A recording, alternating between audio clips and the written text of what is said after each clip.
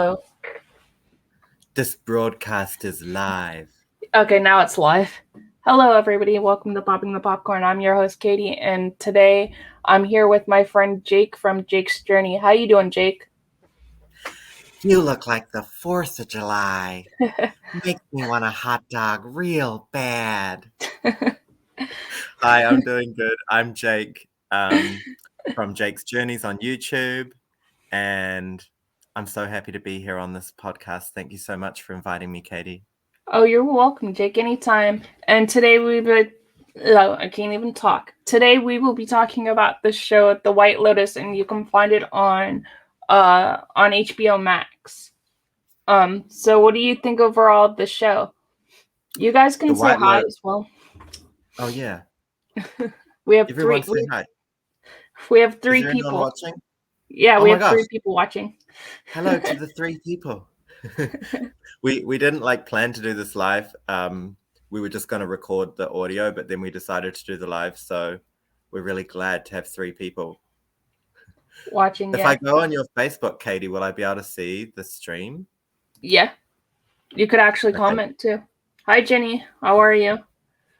Yes, it's a great Um, show. yeah, White Lotus. Sorry, I didn't even answer your question. The It's okay. show is amazing. I loved it. It was really unique from other shows I'd seen recently. Um, and I thought that the acting was really good. The storylines were really good. It's kind of a short show. They just made 6 episodes. Um, but I know that the show was so popular that they've already renewed it for a second season. And the show kind of takes place around a hotel, which is called the White Lotus. And it's it follows the stories of some families or guests who are staying at the hotel and just kind of the dramatic, funny, or crazy things that happen to them while they're at the hotel. Yeah, so Yeah. but it's kind of interesting because the show itself doesn't really progress in terms of, I mean, it does progress with the story, but the characters don't really change from beginning to end. It just kind of shows how they affect everyone else, at the hotel and the staff that work there. Yeah, it's a great show. Yeah. It's a comedy satire. So I do think there are elements of it's examining social issues and kind of critiquing them in a comedic way. Yeah, I agree. I think it's also one of those dark comedies. It's not really like a comedy. Like some of the parts, yes, you'll laugh and have a good laugh about, but I think Yeah. it's more like a dark comedy. Jenny says I liked how each episode was almost dedicated to a different character development. Yes. Yeah, that was really interesting. I have to say my favorite character was definitely Jennifer McQuad, who was played by Jennifer Coolidge, and her whole storyline was about she came to Hawaii to throw her mother's ashes into the sea, because not because her mother told her to, but just because that's what she thought her mother would want. But then the whole time she was there, she was having a crisis about, as she said, I was about to throw my mother's ashes into the ocean, but then I thought, am I feeding my mother to the fishes? Yeah, that was such a funny line. I was like, oh my gosh.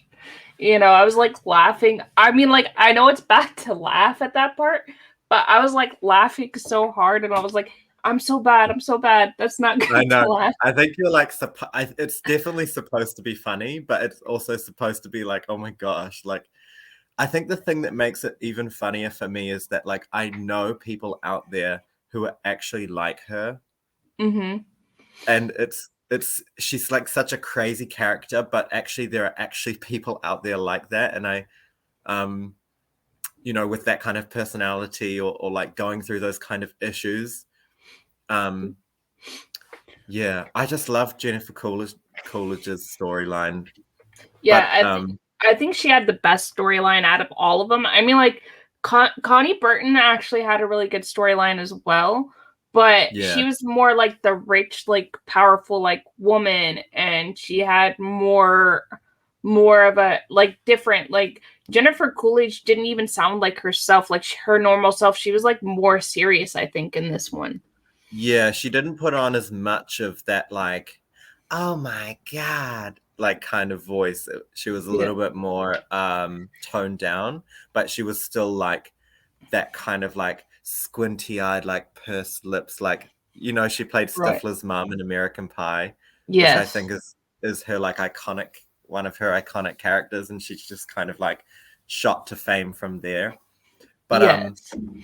I did really love the storylines of the best friend of the daughter, who was like there was a girl who came with like this family who were like a quite well-to-do family, and she is the best friend of the daughter and kind of tagging along on their vacation. She had a really kind of interesting storyline because she fell in love with, well, she kind of fell for this indigenous Hawaiian worker at the hotel, um, and then started interfering in his life a bit, which ended up ending pretty badly for him. Um, Yeah.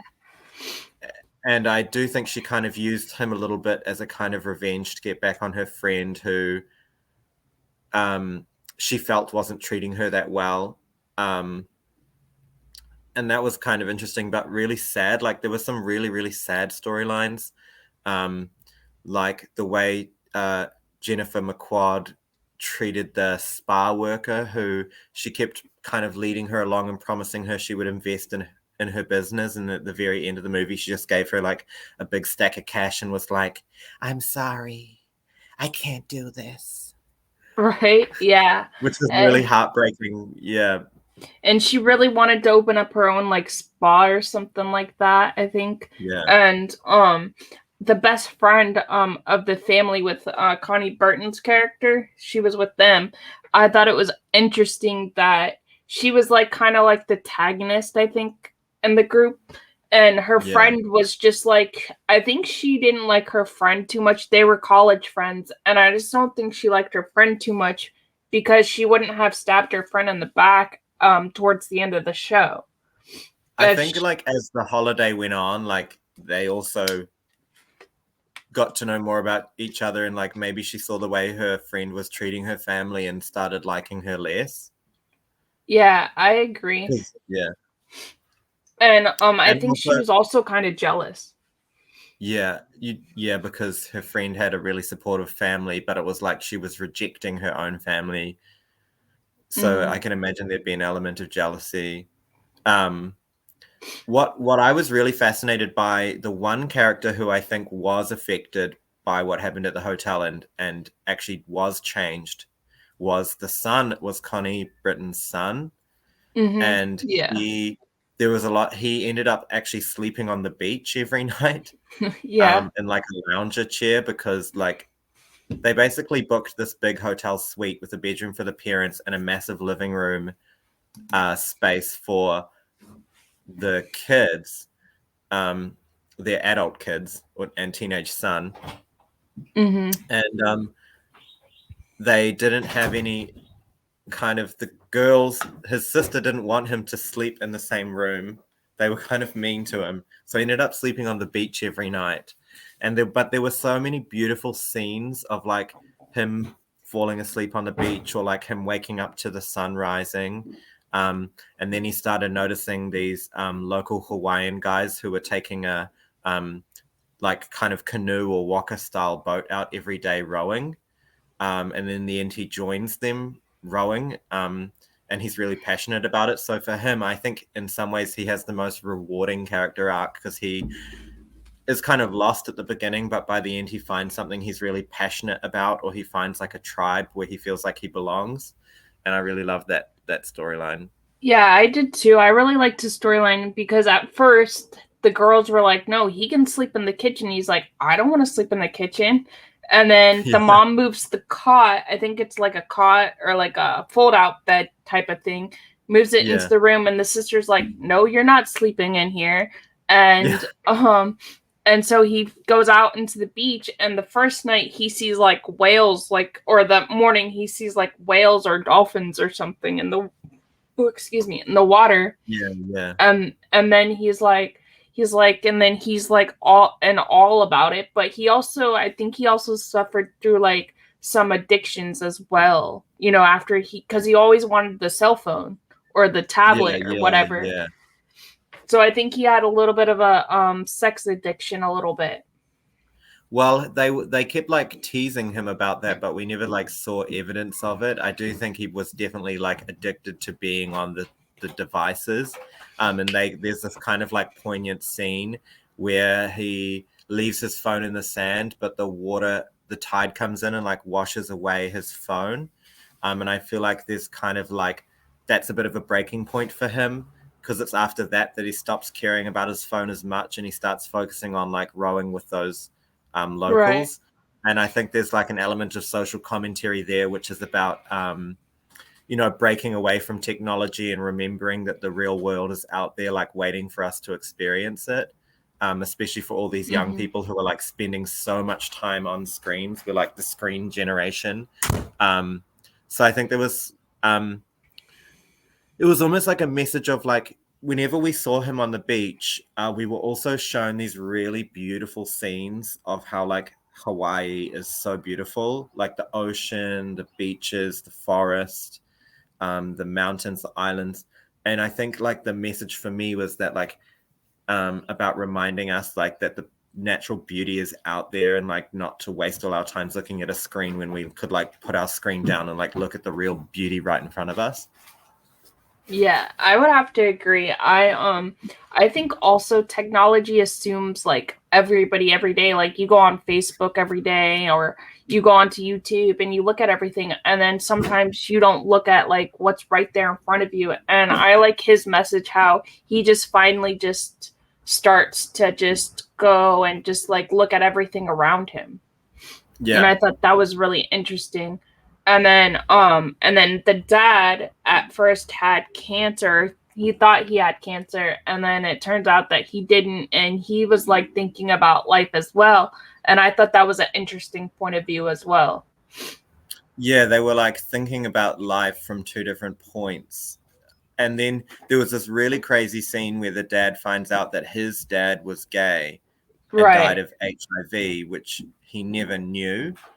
Mm-hmm. Um, and that was kind of crazy. And that kind of sent him into a bit of a like life crisis because it was like his whole belief about his dad was wrong and he never knew the truth. And he just found it out randomly while he was on holiday with his family and all this other stuff was going on. Sorry, you'll Right. have to excuse me. My mum has come back with the washing and she's coming back and forth. You're So fine. if you see this fierce woman walking by, this fierce queen. It's all good. Um, but Tell, yeah, tell there's so many interesting characters in this show, and I think that's what makes it interesting is like just seeing all these interesting characters in the White Lotus Hotel and how they're all staying at the same place, but they have like such different stories. Yeah, I also You, think it's interesting to see different people in different times of their lives. You know, like Jennifer yeah, Coolidge is like a middle-aged woman. Then you have this a young married couple. Then you have this older, like not really older, I'm guessing like 50s maybe. Connie Burton and her husband, I forget what his name is, but he's also famous as well. yeah. And he's been in a couple of movies. I forget what he's been in, but they're kind of in their middle life. I think they're like in their 50s or so, and then they have two teenage kids, and it's interesting to see like their different like lifestyles and how they are and stuff like that. It's Steve. That actor is Steve James Zahn. He was in Reality Bites, Stuart Little, Riding in Cars with Boys. So, yeah, so he's quite well known, that actor. Um, Yeah, I've only seen and two of those movies. yeah, I think he acted really well.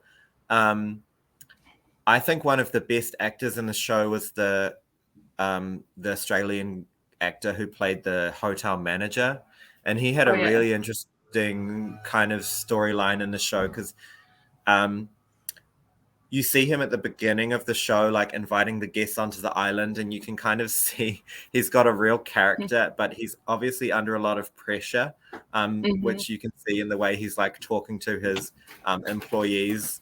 And he finds out one of his new employees has like a food stain on her shirt, and there's this Mhm. really funny scene where he's like obsessing over it and trying to like get rid of it while the guests are arriving. And then this really awkward scene where like they're at the end of this beach, and when the guests arrive, they're like way far down the other end of the like grass field.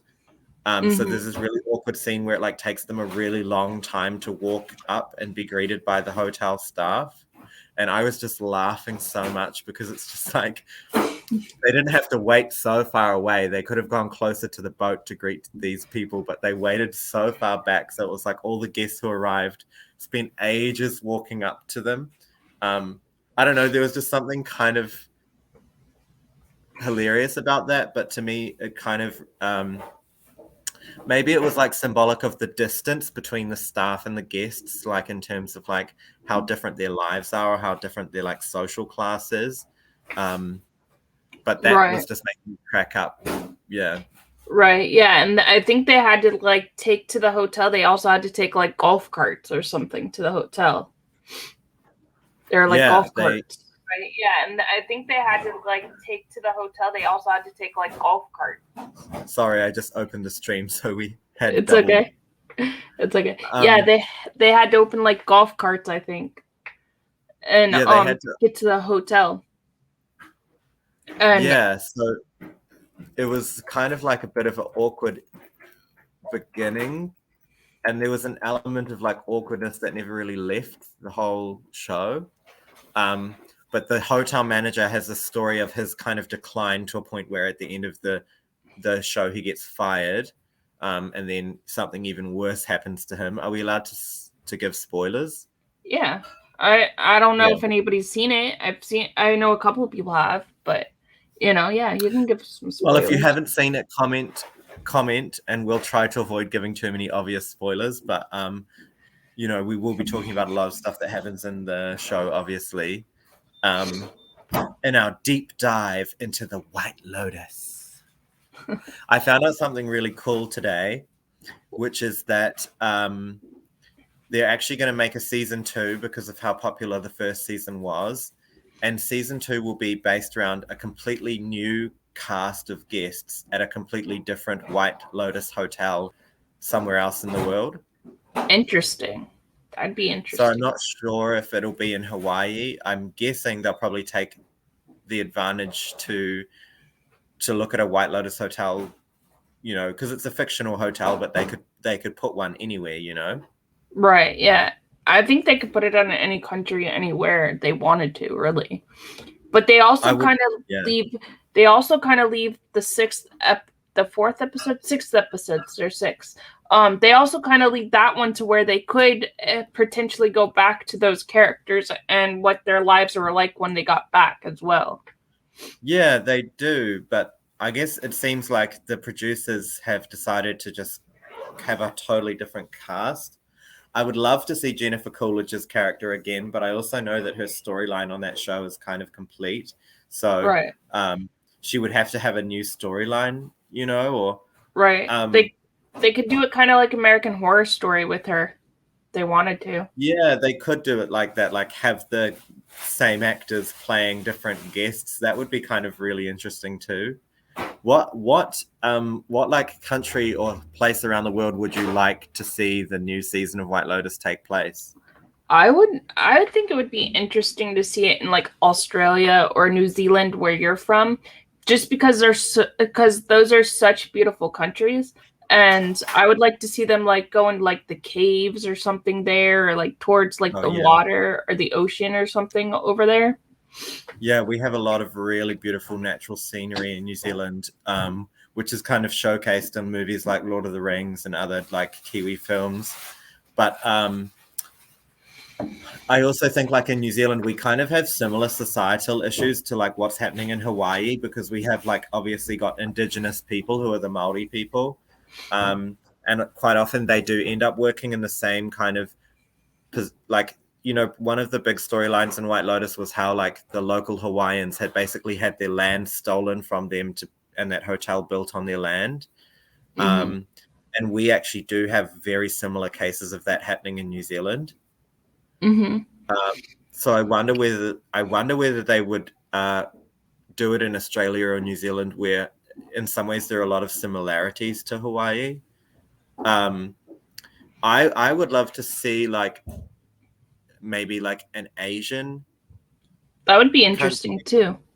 or like Southeast Asia, because there's a lot of like resorts and hotels in Southeast Asia, in those countries that were not necessarily like colonized, but have a lot of like resorts, like Bali or Thailand, or what's that place that the islands that people always go to? There's an islands. I just can't remember the name. Like in which country? In that kind of area, like Southeast Asia.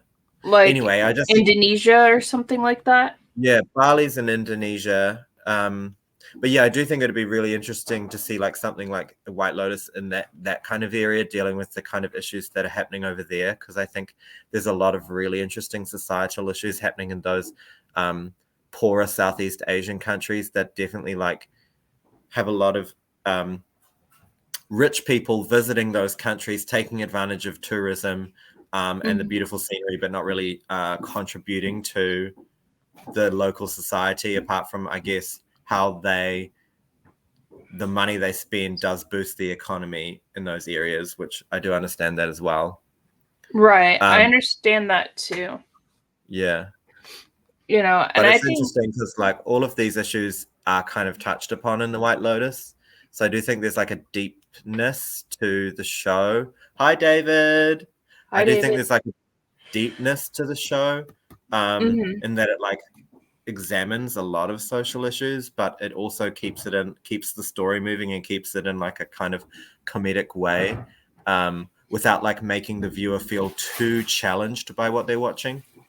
Right. Yeah, I think so too. And I think we can all relate to each of these characters in our own individual ways because of the way that the characters are portrayed. Like some of us have like some of them struggled with like the wife of the young couple, she dealt with like her identity and what she wanted to be and like what she wanted to do because she didn't really want to be a trophy wife.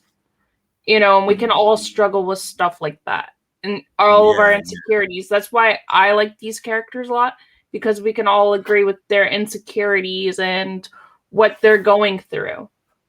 yeah. I think there was a really like one of the scenes that got me the most was the scene where the young, because the storyline for the young couple is that they were newly married, and she was a kind of journalist who was not that successful, but just like about as successful as a beginning young journalist would be. But he came from like a very wealthy family, and he was encouraging her to just quit her job and be like a bit of a housewife, which I don't think she felt comfortable doing. That wasn't really her dream. And so there was a scene and they were actually having their honeymoon at the hotel.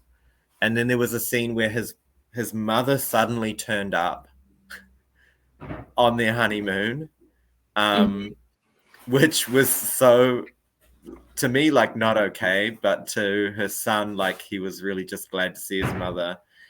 And there was a scene where the mother says to her, daughter-in-law, just basically quit your job, and what's so bad about being a housewife or a trophy wife? My son married you because you're beautiful. You can take advantage of that. Right. And that conversation was really like kind of shocking, but at the same time, like I'm sure there are people out there in that situation. Maybe they don't talk about it as directly, but it's Right. definitely, yeah. So you see all these examples of like kind of conversations and situations that happen in real life. And I do think it begs the question, like, how do we identify to these characters? Because I imagine that there would be some people watching the White Lotus who actually identify with the mother. Right. Probably more people would identify with the daughter, but there would be some people out there who identify with the mother. Yeah, Yeah. I think there's a lot of people that could identify with the mother just because, she's trying to do what's right for her family and she's a powerful woman and we need a lot more powerful women in the world. Like, some people think it's just the man's world, but women can do the same thing as men, and that's what she was like trying to portray as the character. Bonnie's character is trying to portray you, even though that you're a woman, you could do anything you want to as long as you set your mind to it. And I think I agree with her just because we need more girl power in the world. And a lot of people can relate to her because she has two teenage kids. One of them's in college, the other one's like a 16-year-old. Her Mm. her husband's kind of going through like a midlife like crisis because of his dad, and then finding out he doesn't have cancer, and he's just because you remember, don't forget, he got kind of drunk in the bar and started hitting on the newlywed wife at one point, and Yeah. then he started hitting on the manager a little bit too, the hotel manager, and the hotel manager is gay, and I think everybody could relate to those characters, even the hotel manager, like what he's going through, because when you first meet him, he's kind of like in the shell. I think he's kind of like in the closet, and then as the show progresses, he kind of like looks at the younger like staff and was like, and like he's in like love with like one of the younger staff people, and then he kind of see that he's actually gay and he's coming into himself, I think. Yeah. And I do think they kind of leave that a bit ambiguous about the dad. Like, what is his sexuality, or is he questioning his sexuality because of the news he found out about his father? Um, and then you kind of see that storyline end when he comes back to the hotel room to find his wife being assaulted by the masked intruder. And then you see him kind of protect his wife, and then that's kind of the end of his crisis a bit. I think he like reaffirms his identity as a husband after that. Right. I think so too. I think he's just coming into if he's like bi or if he's straight or what he's doing, you know what I'm saying? Yeah, I yeah, yeah. think I Definitely. think that's what he's trying to figure out, is if he's bi, straight, or what he is. And no matter what kind of sexuality you are, we all must love each other. That's what I Yeah, also got from that, from that part, like when he's trying to figure out who he is. I also I also liked how he was like I don't know what I am, but I'm going to figure it out, and we should all love each other no matter what, and show kindness to each other, even no matter what you're going through. yeah. I just want to talk about, how we mentioned the teenage character. I think the boy, I think his Mhm. name is, hold on, I'm just checking. Quinn. Yeah. Yes, his name's Quinn, yes. How he's like addicted to technology. There's a scene where we see him like in the pool carrying his laptop to the pool bar. Yeah, And I so thought he's that like was funny. walking through the pool holding his laptop, and he puts the laptop down on the pool bar. And I was cracking up so much because it's like you're in a Oh, it's cute. beautiful resort in a pool. Like, why do you need your laptop? Right? Just like go to the bar and enjoy it. But yeah, that's before he kind of has that break in his character. But one of the biggest stories that we get presented with first in the show is the newlyweds. The husband realizes that the room that they were given is not the room that they booked and paid for. And Mhm. so there's this whole storyline how he goes back down to the front desk, and he's saying to the manager, this isn't the room that we booked. And the manager lies and tries to make out like there was that it is the room they booked. And so like Mhm. he does more research and finds out no, it's not the room they booked. And when he goes back to the guy goes, sorry, that other room's been booked out, but isn't really willing to offer them Anything. anything. Any And then recommendations? yeah, the husband is like insisting that they get the room they booked, which Oh, I mean is fair J- enough. yeah. And then there's like a German couple staying in the room that they booked, and they want to be able to move into that room after that couple leaves. Um, but the relationship between the hotel manager and the newlywed husband is really funny, because every time the newlywed husband sees the hotel manager, he's trying to like chase him down, getting him to like sort out their issues. But the hotel manager is dealing with so many other issues, including his own like drug addictions. Mm-hmm. And there's a scene like the teenage girls of Connie Britton's family, her daughter and her friend have this bag of like drugs that the friend brought, like weed and other like medications. Mm-hmm. And I think they are being affected by one of the drugs they take on the beach.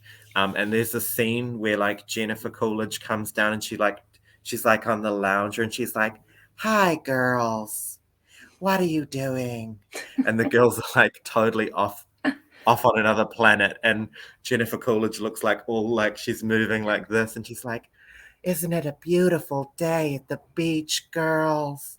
And the girls are just like looking at each other like, how do we get out of this? So they like make some random excuse and run away, but they leave their bag on the beach.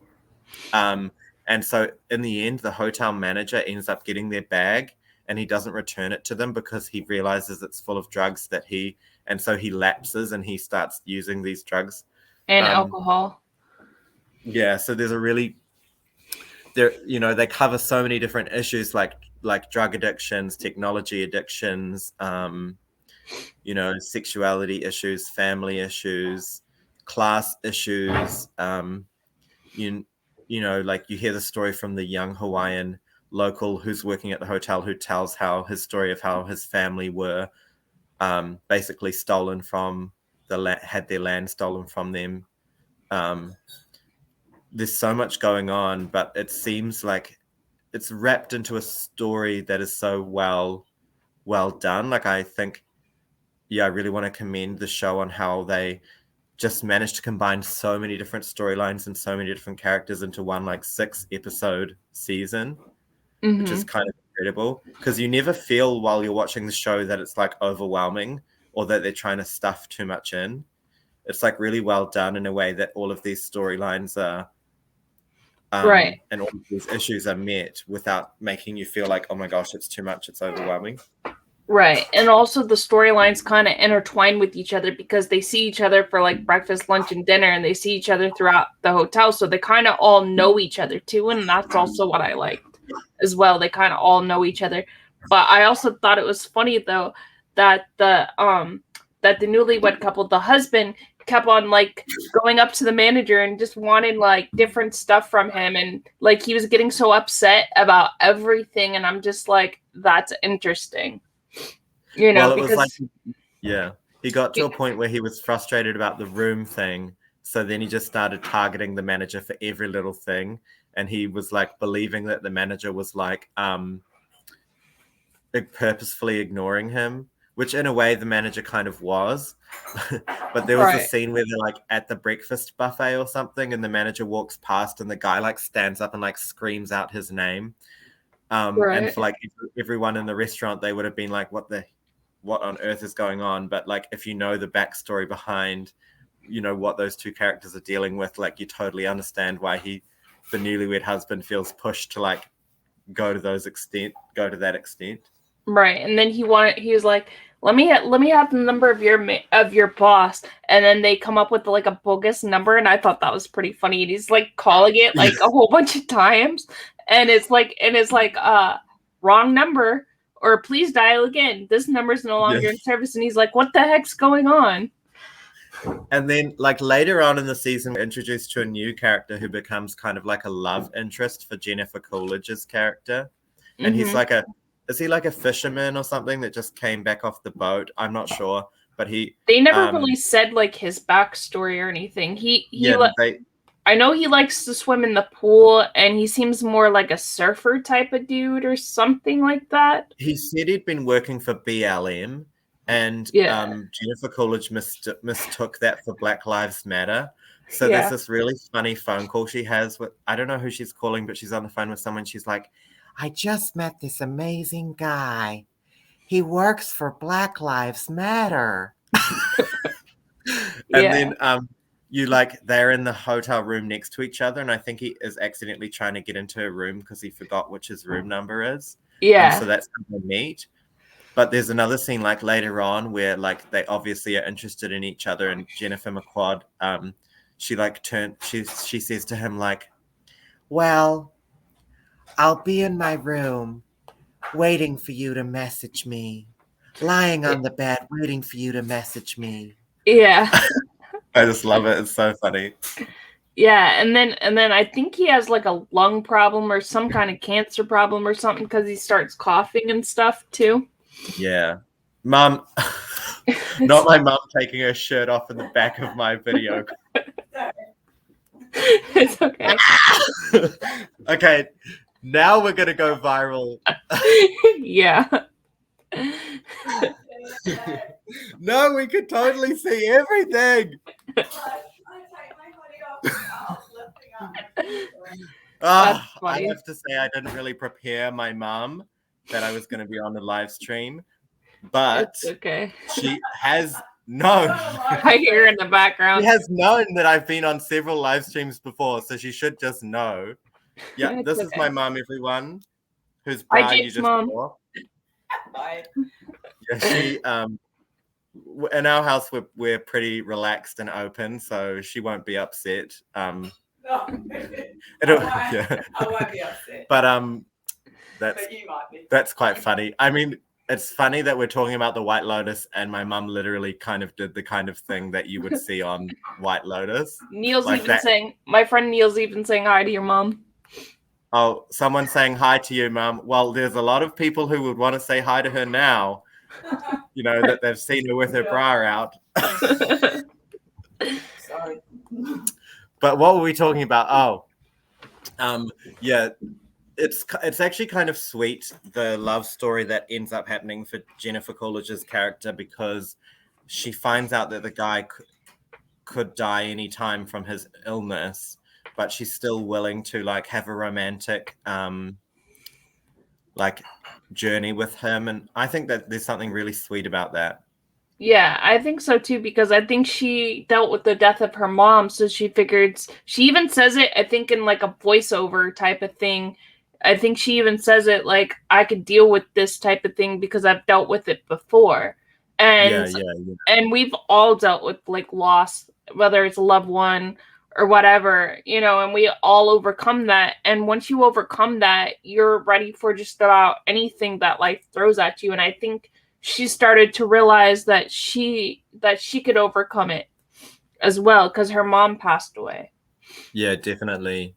And you know, I think in the beginning of the show they show Jennifer Coolidge like having these dreams of being on the beach and like dancing around, like throwing her mother's ashes in like a joyous, freeing way. And by the end of the show, you actually do see her do that. So in some ways, to me, she has the best character arc, because she like finds the peace and she finds what she's looking for. Right. And she leaves the island with like a new love interest. So she really benefits. Right. And the young couple, you know, they leave the island in the end, still together after everything they've been through and all the arguments they had. But I just know that down the line, they're probably going to keep having these issues. And I would be surprised if they end up staying together, but you never know. I do like how they kind of leave that like an open question though. Like, are they together or are they not together? Yeah. Like, is she really willing to sacrifice her career to stay with him? You know, the show makes him out to be a pretty big jerk. And I would imagine like he doesn't just stop being one. He actually commits basically manslaughter and manages to get away with it because it's an accident.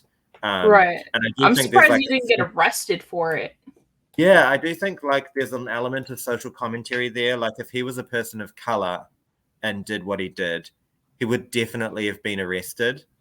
But because he's like a privileged guest from a very wealthy family,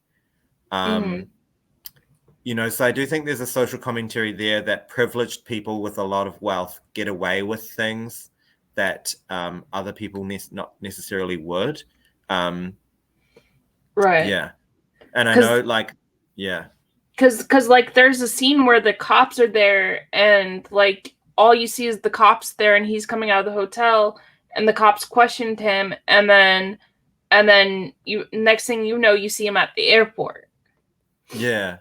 I do think like Hawaii is the state of America, so if he's It is. returning back to America, they could still pursue like a charge of manslaughter to him, even whether he's in Hawaii or like back home. Hawaii Hawaii is part of America. So we Yeah. do Americans do own that. America does own Hawaii. Yeah. So they might have I don't know if they have different laws, but or they have their own laws or what they have there, but it could be or it could be they just did not charge him with the crime because the manager did go into his room without his permission and he took a crap on his luggage, on his clothes. He did a naughty doo-doo on a guest's luggage. Yeah, and you don't do something like that. I think like that's the funniest thing about that character's storyline is he starts off at the beginning of the show like trying really hard to greet these guests and be like a very good host and give them this amazing experience. And then by the end of the show, he's sneaking into guests' rooms to defecate on their luggage. Right. I'm like, what the heck? But I know he was like really high and also he had a lot of alcohol too.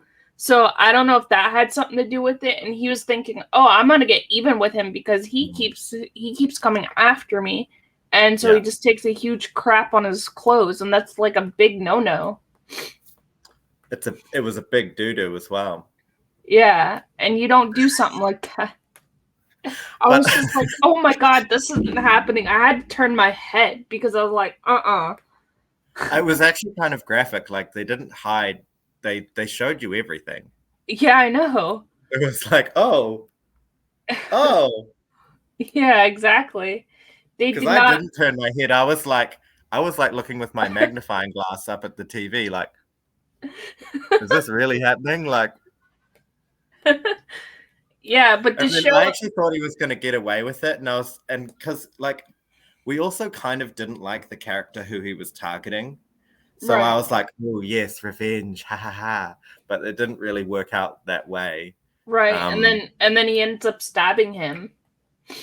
Yeah, so and he falls into the hot husband tub. Finds the manager in his room and ends up accidentally stabbing him because he knows there's an intruder, but he takes a knife.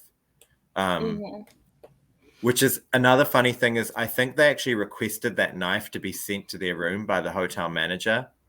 So in a way, the guy who died supplied the own weapon of his own death. Right, and he dies in like the I'm hot not tub because he falls in the hot tub. If that happened, but I think it did. Yeah. Yeah, it did. But it was in the pineapple. It's been really good to talk to you. Yeah, it was really good to talk to you too. Yeah, that's. I think they requested the knife to cut the pineapple, right? Because they were in the pineapple room. Yeah, exactly. And so, like, if they'd never changed rooms and they'd originally stayed in the other room, does that mean that the guy would have never died? Potentially, maybe. Don't know. Yeah, but so don't forget, some ways, like, he was also high on drugs and alcohol, so he could have probably done something else too, you know. Yeah, but it's just interesting that the couple fought so hard to be moved to the pineapple room, and in the end, it was the knife in the pineapple room that killed the hotel manager. If they just stayed in the room that they were put in the whole time, the hotel manager may not have been murdered in the end. I thought that was really interesting. Yeah. I did too. And I think it's up to your own interpretation if you want to like rewatch it and like, you know, like if anybody wants to rewatch it and think, oh, maybe it could have been a different scenario out of all the families and everything and everybody involved as well. Yeah. Could have been different. We really recommend you to watch White Lotus. It's an amazing show. If you haven't seen it, please go check it out. It made me laugh. It made me cry. Some of the stuff was just interesting. Yeah, some of the stuff was like, what on earth? Yes, it was a really good show. Yeah, thank you so much for inviting me onto your You're podcast welcome. to talk about the And White Lotus today. where can everybody find you again? Oh, yes, you can find me on YouTube at Jake's Journeys. I make Shanghai Disneyland vlogs, but I've just come back to New Zealand. So even though I still have some more Shanghai Disney content coming out later, I'm making other vlogs which are about my travel back to New Zealand and some tourist stuff and some beautiful spots in New Zealand that I would like to share on YouTube. And I also have started my own podcast called Jake's Tea, where I talk to my mum and other family members. My mum, who you saw earlier. um, so, yeah, please check me out on Jake's Journeys. You can also follow my Instagram at jake.rla. That's JAKE.RLA. Thank you so much. You're welcome. And you guys know where to find me. You can find me on Facebook or Instagram. And if you want to help support the show, you can go to Patreon/popping the popcorn. And I would like to thank Jake and my Josh and my and Amy and Dana from the Money Eat and Drink podcast. And I hope you guys have a great evening. Bye, guys. Bye.